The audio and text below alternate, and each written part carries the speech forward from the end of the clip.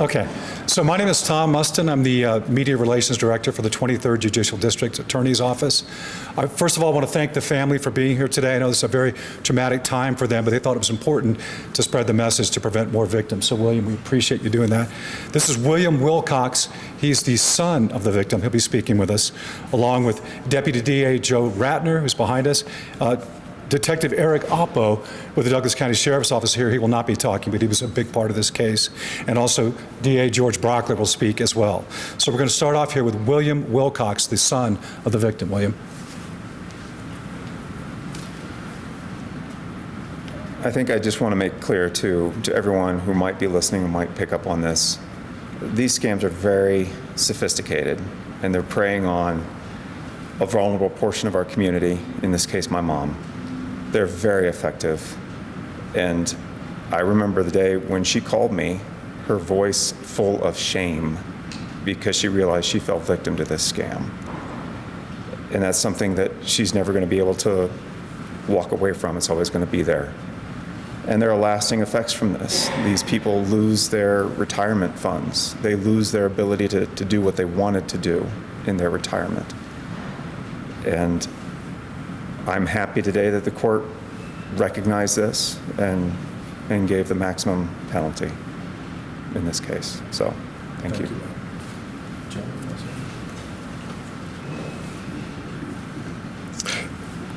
I'm very happy with the 6-year prison sentence. That was the maximum that we could ask for in this case. I think it sends a message.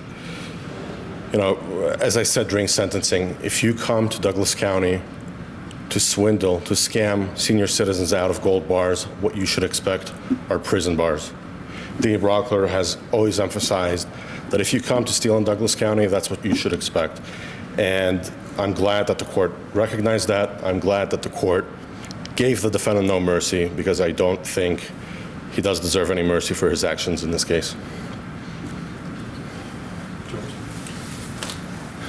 George Brauchler, Brauchler.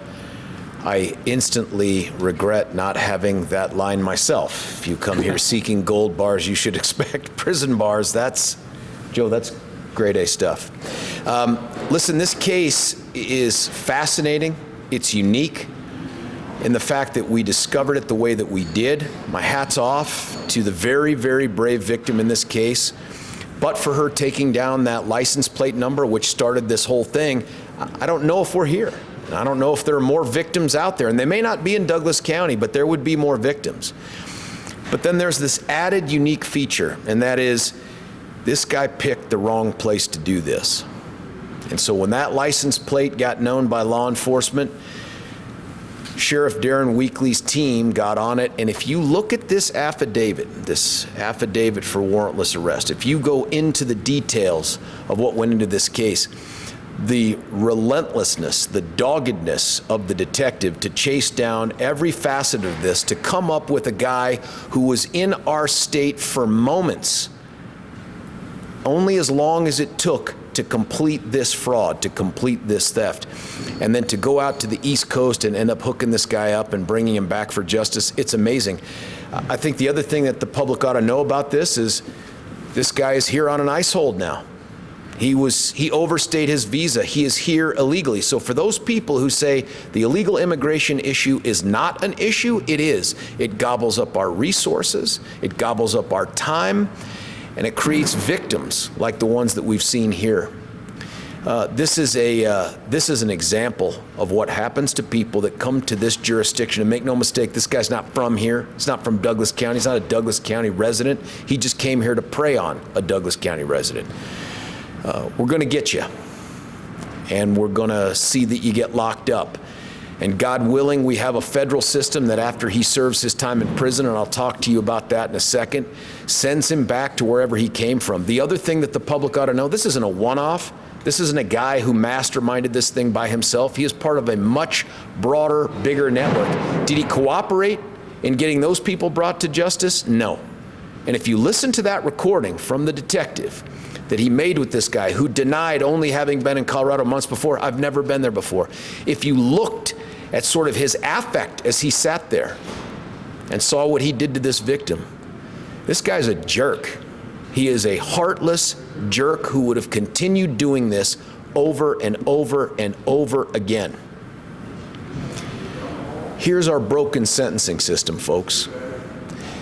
This jerk has been in our jail for 400 days, and he deserves to get credit for those days that he served. But on a 6-year prison sentence in the state of Colorado, our broken sentencing scheme will give him about 2/3 right off the top. He left that courtroom looking at 35% of the time before he's parole eligible. I'm not good at math, but I did it on my laptop. And it looks like with that kind of credit for good time and earned time that he does not deserve, 400 days credit, this guy will look at parole eligibility in less than 1 year from today, and that cannot be justice. There's a lot of moving pieces here. There's a lot of things that the system got right today, largely because of the local folks, largely because of the guts of the victim. But there's something that's wrong with this system, and those are things we can't control. I can't make the Department of Corrections better at what it does. I can't make our immigration system better than what it is. But as long as those two things keep failing us, and we keep having victims who have the guts to come forward, and we have detectives like we have here working for Sheriff Weekly, we're going to get justice for these people. The last thing that I would say is, and I really appreciate the victim's son saying what he said, these guys count on victims being too ashamed to come forward. They count on preying upon people who come from a generation where they trust government, and that's what this guy represented himself to be, from government. Do not be ashamed. If you know someone who's been a victim of this, if you have been a victim of this, come forward, help us get the bad guys, and at least here in Douglas County, we will find a way to send them to prison.